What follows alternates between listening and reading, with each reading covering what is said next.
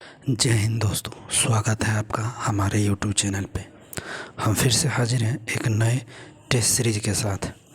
Test series 11 Bihar civil code peon और clerk या हिंदी के तमाम एग्जाम संबंधित यह हिंदी का स्पेशल सेट्स है। इसमें हम लोग 35 क्वेश्चन को MCQ फॉर्मेट के रूप में देखेंगे। हमारे स्क्रीन पे आप देख सकते हैं बिहार सिविल कोड अदाली चपरासी के रूप में या रुकमनी प्लेटफॉर्म का यह सेट होगा। तो हम लोग चलेंगे क्वेश्चन पे। उससे पहले अगर वीडियो को पहली बार देख रहे हैं तो सब्सक्राइब करके बेल आइकन को दबा दीजिए, लाइक शेयर ठोक दीजिए। वीडियो को पूरा देखना है, तभी आपको बेनिफिट होगी। ढेर सारे सेट्स ऑलरेडी अपलोड हैं, मेरे डिस्क्रिप्शन बॉक्स में उसका लिंक है, आप वहां से उसे चेकआउट कीजिए, देख सकते हैं। तो चलिए बिना देर किए हुए चलेंगे क्वेश्चन पे। Question number 1। टेस्ट नंबर है 11। हम लोग हिंदी लैंग्वेज के 35 क्वेश्चन देखेंगे। इंग्लिश और मैथ के भी बहुत सारे सेट्स हैं, उन्हें भी आप जाइए, पूरी वीडियो को देखिए, जितना हो सके शेयर कीजिए, लाइक कीजिए, कमेंट कीजिए। Question number 1। क्वेश्चन नंबर 1 क्या है? निम्नलिखित में से कौन सा अर्थ जो अलंकार नहीं है? अर्थ अलंकार निम्न में से कौन सा नहीं है? तो अर्थ अलंकार निम्न में से कौन नहीं है, यहाँ पूछा जा रहा है। अर्थ अलंकार कौन नहीं है? आपके सामने 4 ऑप्शन है। आप लोग भी पूरी वीडियो को पॉज करके सारे क्वेश्चन को क्लिक आउट कीजिए और टोटल मार्क्स कमेंट कीजिए। इसका भी आप लोग बता सकते हैं। तो कौन सा अर्थ अलंकार नहीं? देखिए, जो अर्थ अलंकार पूछा जा रहा है, देखिए, काव्य की सुंदरता बढ़ाने वाले जो तत्वों को अलंकार कहते हैं। काव्य की जो होती है उसको सुंदरता बढ़ाती है, उसके तत्व को ही हम अलंकार कहते हैं। अलंकार के 3 भाग होते हैं। कितने? तो 3 भाग होते हैं। कौन कौन सा अलंकार है मैं बता दूं। शब्द अलंकार, अर्थ अलंकार और उभय अलंकार, ये 3 प्रकार के अलंकार होते हैं। तो इसमें पूछा गया अर्थार अलंकार कौन नहीं है? तो इसका करेक्ट आंसर हो जाएगा सर डी, जो श्लेष है ना, ये अर्थ अलंकार नहीं है। तो ध्यान रखिएगा। चलिए 2 नंबर प्रश्न पर चलते हैं। उत्प्रेक्षा अलंकार कब हो सकता है? उत्प्रेक्षा अलंकार कब हो सकता है? तो उत्प्रेक्षा अलंकार कब हो सकता है? तो उत्प्रेक्षा अलंकार का ये मतलब क्या है? आपके सामने ऑप्शन से देखिए। उपमेय में जब अपमान की कल्पना की जाए, वहाँ उपेक्षा अलंकार होता है। तो उपमेय में अपमान की कल्पना की जाए, तो यही है, डायरेक्ट मेरा आंसर हो जाएगा। उपमेय में अपमान की कल्पना की जाती है, उसको हम क्या कहते हैं? उत्प्रेक्षा अलंकार कहते हैं। 2 नंबर, अभी मैंने अलंकार 3 बताए हैं, तीनों अलंकार को ध्यान रखिएगा, ठीक है। तो यहाँ उपमेय वाला पूछा गया था, ये अलंकार था उपमान की कल्पना के, उत्प्रेक्षा अलंकार कहते हैं। उसके भी भेद होते हैं बहुत सारे, तो उसका हम डिटेल्स में ऑलरेडी हम हिंदी के चैप्टर बाय चैप्टर को डिटेल्स देख रहे हैं। आप उन्हें भी जाइए, वहाँ हमारे प्लेलिस्ट में ऑलरेडी है हिंदी स्पेशल, वहाँ पर जाके आप पूरी चेकआउट कर सकते हैं। चलिए 3 नंबर क्वेश्चन पर चलते हैं। गौ का चरित्र संधि करना है। गौ जोड़ चरित्र का संधि है। गौ जोड़ चरित्र का संधि पूछा जा रहा है 3 नंबर में। गौ जोड़ चरित्र का संधि विच्छेद यहाँ पूछा जा रहा है। तो इसका संधि दिया हुआ उसका एक करना है। तो यहाँ कहाँ हो जाएगा? गौ प्लस चरित्र का संधि, तो क्या हो जाएगा यहाँ पे? तो गौ श्रित सी द करेक्ट आंसर हो जाएगा, ठीक है। जैसे दुखा जोड़ चरित्र, ठीक, दुष्चरित, निजोड़ चल निश्चल, तो यहाँ अस्त्र का प्रयोग हो रहा है। तो विसर्ग संधि है यहाँ पे। तो विसर्ग संधि किसको कहते हैं? विसर्ग संधि हमें किसे कहेंगे? विसर्ग संधि के नियम के अनुसार होता है। तो विसर्ग के बाद च या छ हो तो विसर्ग स्व हो जाता है। जब देखिए च और छ रहेगा इसके बाद, और तो वह क्या हो जाता है सर? स्व, तालव्य स्व की तरफ बढ़ जाता है। तो याद रखिएगा विसर्ग संधि। चलिए 4 नंबर क्वेश्चन। 4 नंबर क्वेश्चन क्या है? चक्रपाणी में प्रयुक्त समास। चक्रपाणी में प्रयुक्त समास क्या है? चक्रपाणी, ठीक है। देखिए, जब दो शब्दों को मिलाकर मैंने समास युक्त होता है, किसी तीसरे शब्द का विशेष बन जाए, उसे बहुवचन। 2 शब्दों का अलग अलग मीनिंग है, उस दोनों को मिलाते हैं तो कोई तीसरा शब्द विशेष अन्य बहुमत शब्द मिलता है, उसको हम बहुव्रीहि कहते हैं। तो चक्रपाणी समझ रहे हैं? चक्रपाणी में क्या है? अन्य प्रधान यहाँ पर है चक्रपाणी। इसका अर्थ होता है चक्र है हाथ में जिसके, अर्थात क्या होता है? कृष्ण। चतुर्भुज, 4 गो चक्र उनके पास है, तो यहाँ हो जाएगा चतुर्भुज। तो बहुव्रीहि याद रखिएगा, विष्णु का यहाँ बात हो रही थी। तो 4 का ए करेक्ट है। चलिए 5 पे आइए। कपाट का तद्भव शब्द है। कपाट का तद्भव शब्द क्या हो जाएगा? कपाट। कपाट का तद्भव शब्द, देखिए तद्भव संस्कृत भाषा के वे शब्द जिनमें थोड़ा परिवर्तन करके हिंदी भाषा में प्रयुक्त किया जाता है उन्हें तद्भव कहते हैं। ठीक है, तद्भव कहते हैं। और यहाँ पे पूछा गया है आपको तद्भव ही, तो हमारे पास जो ऑप्शंस हैं उसके हिसाब से बताना है। तद्भव कपाट, तो कपाट का तद्भव शब्द क्या हो जाएगा सर? किवाड़। बी द करेक्ट आंसर 5 का। ठीक है, चलिए 6 पाइए। खिड़की किस शब्द का शब्द है? जो खिड़की किस प्रकार का शब्द है? देशज, विदेशज, वन संहार या तद्भव? सामने ऑप्शन है, क्लिक करिए। देखिए, जिन शब्दों की उत्पत्ति का पता नहीं चलता है उसको हम देशज कहते हैं। ठीक है, जिन शब्दों की उत्पत्ति का पता नहीं चलता उसको हम क्या कहते हैं? देशज कहते हैं। ठीक है, जैसे चिड़िया, अंडा, कटोरा, खिड़की, ठुमरी, जूता, पगड़ी इत्यादि, ये देशज शब्द है। और हमारे पास 4 ऑप्शन है, इसमें से कौन सा है? तो खिड़की भी हम जस्ट बोले हैं तो वो कैसे हो जाए? देशज। ए द करेक्ट आंसर। ठीक है, देशज। तो 6 का ए। आगे चलते हैं। 7, रेखांकित सर्वनाम किस प्रकार के चिन्हांकित कीजिए? कोई तो होगा जो तुम्हारी सहायता कर सके। ये वाक्य क्या है? कोई तो होगा जो तुम्हारी सहायता कर सके। प्रश्नवाचक है, अनिश्चयवाचक, निश्चयवाचक और प्रश्नवाचक सर्वनाम। तो कोई तो होगा जो तुम्हारी सहायता कर पाएगा। ठीक है, जिस सर्वनाम में किसी निश्चित अर्थ का बोध नहीं होता है उसे अनिश्चयवाद। यहाँ कोई पता नहीं चल रहा है कौन मदद करेगा। कोई तो होगा तुम्हारी जो सहायता करे, तो अनिश्चयवाचक यहाँ पर हो जाएगा बी। 7 का बी द करेक्ट आंसर हो जाएगा। वाक्य सही लग रहा है, अनिश्चय है, पता नहीं चल रहा है, गौण है।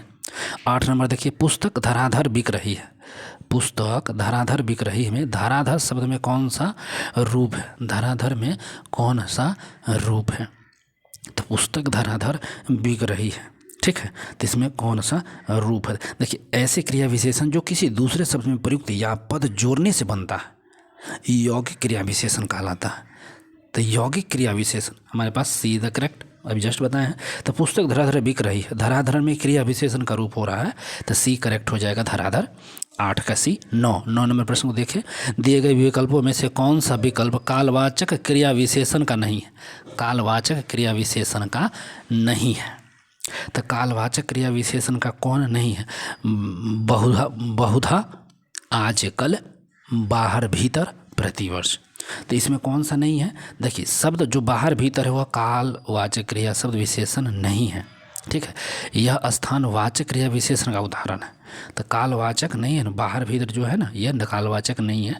तो 9 का सी हो जाएगा। ठीक है, चलिए 10 नंबर क्वेश्चन पे आते हैं। और कालवाचक क्रिया विशेषण होता है स्थानवाचक क्रिया विशेषण, परिणामवाचक विशेषण और रीतिवाचक के क्रिया विशेषण। तो इन सब क्रिया विशेषण हम लोग जब क्रिया विशेषण पढ़ेंगे तो डिटेल से बताएंगे। फिलहाल हम लोग MCQ को देख रहे हैं। 10 नंबर क्वेश्चन को देखिए। नवीन शिक्षा प्रणाली में विद्यार्थियों को प्रेरित किया जाता है तब प्राचीन परंपराओं का सम्मान करने के लिए, राष्ट्रहित में कार्य करने के लिए, रोजगार करने के लिए और किसी के लिए नहीं। तो यहाँ पर क्या काम हो जाएगा? नवीन शिक्षा प्रणाली विद्यार्थियों को प्रेरित किया जाता है सर, तो राष्ट्रहित में कार्य करने के लिए, राष्ट्रहित में कार्य करने के लिए। ठीक है, अगला क्वेश्चन 11। प्राचीन समय में विश्व में शिक्षा और संस्कृति का प्रमुख केंद्र क्या था? 11 नंबर प्रमुख, तो पता ही चल रहा है अपना खुद का, हमारा खुद का प्यारा भारत है। प्राचीन नालंदा, बहुत सारे विश्वविद्यालय, तो भारत खुद का रहा है। तो प्राचीन समय विद्या शिक्षा केंद्र हमारा प्रमुख भारत है। नालंदा विश्वविद्यालय, विक्रमशिला, तक्षशिला अब पाकिस्तान में है, पाकनला पाकिस्तान में है। तो ये सब बहुत महत्वपूर्ण थे, आध्यात्मिक ज्ञान थी बहुत सारे। तो चलेंगे 12 नंबर। 11 का डी होता है 12। व्याकरण का वह विभाग जिसमें शब्दों के रूप में बनावट आदि का वर्णन होता है क्या कहलाता है? जिसमें शब्दों के रूप में बनावट आदि का वर्णन होता है वह क्या कहलाएगा? ठीक है, तो वह क्या कहलाएगा सर? तो यहाँ क्या कहेगा? वर्ण, शब्द, भाषा, वाक्य। तो यहाँ शब्द विचार कहलाएगा। 12 का डी हो जाता है। ठीक है, तो वर्णों को समूह जानवे करते हैं, वर्णों के समूह को क्या कहते हैं? शब्द कहते हैं। और शब्दों के 4 विभक्त होते हैं, अर्थ के आधार पर, उत्पत्ति के, व्युत्पत्ति के और प्रयोग के। तो उसके शब्दों के 4 भेद हैं। व्याकरण का वह विभाग जिसमें शब्दों का भेद, बनावट आदि का वर्णन, उसको हम क्या होते हैं? शब्द विचार। यही डी 12 का डी द करेक्ट आंसर। हमारा क्वेश्चन 13 नंबर है। जो भाववाचक संज्ञा नहीं है उसका चयन करके रिक्त स्थान को भरे। जो भाववाचक संज्ञा है उसका चयन करके रिक्त स्थान पे भरे। निम्न में से रिक्त स्थान भाववाचक संज्ञा नहीं है? पढ़ाई, सुंदरता, करुणा और अमीरी। तो इसमें से कौन सा है जो भाववाचक संज्ञा नहीं है? पढ़ाई नहीं है, ये क्रिया होती है टू रीड। तो यहाँ पर यही होता है, पढ़ाई नहीं हो जाएगा। ठीक है, चलिए तो 14 नंबर पे आइए, कौन सा शब्द नेत्र का पर्यायवाची है? नेत्र का पर्यायवाची पूछा गया है, तो नेत्र का कौन सा शब्द जो है पर्यायवाची है? देख ही सकते हैं, ये अंश जो है ना, अंश तालाबी सौ वाली, यही आपका पर्यायवाची है। ठीक है, अंश जो है यही क्या है, पर्यायवाची हो जाएगा। अंश। आगे चलते हैं, 15 नंबर पर आइए, इनमें में से तत्सम शब्द का चयन करना है। तत्सम, अभी हम जस्ट बताए थे, तत्सम शब्द का चयन करना है। ठीक है, तत्सम शब्द का चयन करना है। तो ऑप्शन हमारे पास कान, दीन, जमुना, बाहर। तो ये दीन जो है ना, दीन, ये तो तत्सम शब्द दीन हो जाएगा। ठीक है, तत्सम शब्द क्या हो जाएगा, दीन। बी तो करेक्ट हो जाएगा, तत्सम शब्द क्या हो जाएगा, दीन। जमुना, देखिए जमुना यमुना तद्भव है, जो जमुना यमुना क्या है, यह तद्भव है। जमुना यमुना क्या है सर, यह तद्भव है, बिल्कुल ठीक है। और इसमें कोई और कोई क्वेश्चंस आ रहे हैं, कर्ण, कान, कान जो होता है ये भी तद्भव है, ये तद्भव है, कान क्या है, ये भी तद्भव है। एक हो जाता है बाहर शब्द हमारे, ठीक है, बाहर। तो बाहर शब्द नहीं पता चल रहा है, चलिए देखते हैं आगे। आइए 16 पर छोड़िए, उसको बताइए आप ही लोग कमेंट का, बाहर शब्द क्या हो जाएगा। 16 नंबर प्रश्न, फूल का पर्यायवाची क्या है? फूल का पर्यायवाची क्या होगा, पुष्प, कुसुम, तनुजा, सुमन। फूल का पर्यायवाची क्या हो जाएगा? तो फूल का पर्यायवाची शब्द होता है सुमन, पुष्प, प्रसून और कुसुम। ठीक है, तो फूल का पर्यायवाची यहाँ आपको यहाँ होगा, तो पर्यायवाची समानार्थक पूछा गया ना, हाँ, तो तनुजा हो जाएगा, तनुजा, सी द करेक्ट हो जाएगा, 16 का सी। तनुजा इस पुत्री का पर्यायवाची होता है, तो फूल का पर्यायवाची ई होता है। सॉरी, नहीं पूछा गया था, नहीं है, हम तनुजा बता दिए हैं। तो फूल का पर्यायवाची पुष्प है, कुसुम है और सुमन भी है। ठीक है, तो ये सारे हो जाएंगे, और तनुजा नहीं है, तो लेकिन नहीं है, तो आंसर हमारा सी करेक्ट हो जाता है। चलिए 17, परिणामवाचक क्रिया विशेषण अव्यय है। परिणामवाचक क्रिया विशेषण, परिणामवाचक क्या पूछा गया है, क्रिया विशेषण का अव्यय है। गलत, सर्वत्र, इतना और सर्वदा। क्वेश्चन ऑप्शन सामने है, बताइए। तो देखिए, इतना जो है परिमाणवाचक क्रिया विशेषण अव्यय है, जबकि सर्वदा कालवाचक क्रिया विशेषण हम जस्ट बताए थे। तो इतना क्या हो जाएगा, आपका आंसर हो जाता है 17 का सी। ठीक है, लेकिन सर्वदा क्या है, कालवाचक में आ जाएगा। ठीक है, सर्वदा क्या है, स्थानवाचक में आ जाएगा। तो हमारा 17 का सी। चलिए 18 पे, आंशिक शब्द में प्रयुक्त शब्द क्या है? आंशिक, आंशिक शब्द में प्रयुक्त शब्द, आंशिक शब्द से ही पता चला, आंशिक इक प्रत्यय हो जाता है यहाँ पर हमारा। देखिए, प्रत्यय बाद में लगता है और उपसर्ग पहले लगता है। ठीक है, तो आंशिक में इक हो जाएगा। ठीक, आगे चलेंगे।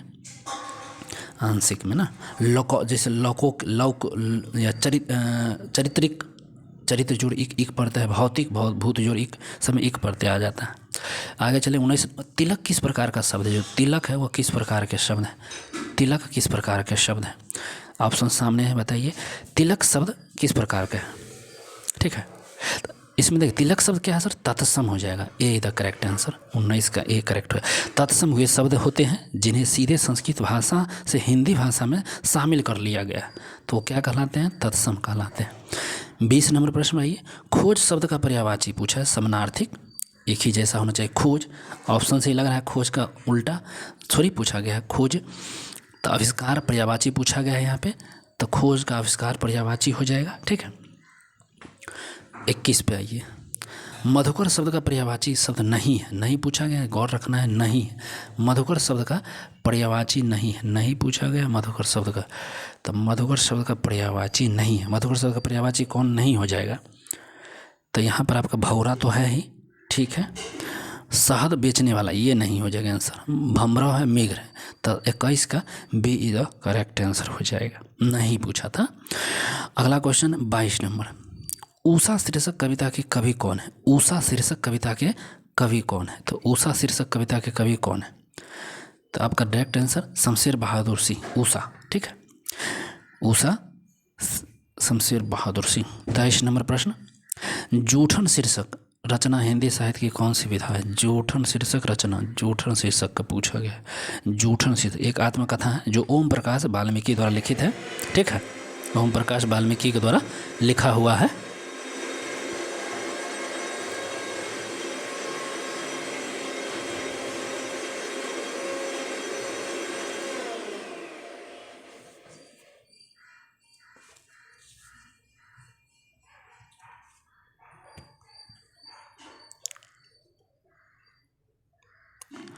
तो ओम प्रकाश वाल्मीकि द्वारा लिखा हुआ था, थोड़ी डिस्टर्ब कर दिए। तो ओम प्रकाश वाल्मीकि पुस्तक दलित जाति में जन्मे लेखक की कठिनाई और संघर्षों का वर्णन प्रस्तुत इसमें किया गया है। ठीक, तो चलिए ये हो गया 24 नंबर क्वेश्चन। औरों को हंसते देखो मनु, हंसो और सुख पाओ, उपयुक्त उक्ति किस पुस्तक से है? तो जो 24 नंबर का जो है उपयुक्त उक्ति जो है ना, काम्यानी पुस्तक से है। ये जो लाइन आपको लिखा हुआ है काम्यानी में लिखा हुआ है। ठीक है, आगे चलते हैं 25 पे आइए हम लोग। काम्यानी का हो चुका है। 25 नंबर क्या है? भानु प्लस उदय संधि का रूप पूछा गया है। ठीक है, तो भानु प्लस उदय संधि का रूप क्या है? भानुउदय। ठीक, तो जो लग रहा है यहाँ क्या हो जाए? भानुउदय। ए इधर करेक्ट आंसर हो जाएगा। संधि विच्छेद था और उसका एक शब्द पूछा गया, तो भानु जोर उदय, तो भानुउदय। ठीक है, उ प्लस उ यहाँ पर क्या हो जाता है? उ प्लस उ, यह देखिए द्रुघुकर हो जाता है, उ हो जाता है यहाँ पे ऐसा, तो यही भानुउदय हो जाता है, द्रुघुकर। 26 नंबर देखिए, खेल शब्द का विलोम नहीं पूछा गया। नहीं है, खेल का ही विलोम है जो नहीं है। खेल है, सॉरी खेद है, खेल है, सॉरी खेद हो जाएगा। खेद मतलब क्या होता है? दुख। खेद शब्द का विलोम क्या? खेद है। तो यहाँ पर खेद का हर्ष, प्रसन्ना ठीक है, खुशी ठीक है, दुख नहीं हो जाएगा। हाँ, डी इज द करेक्ट। 26 का डी इज द करेक्ट हो जाएगा। 27 मुदित महापति मंदिर आए हैं। मुदित महापति मंदिर आए, इनके उदाहरण कौन है?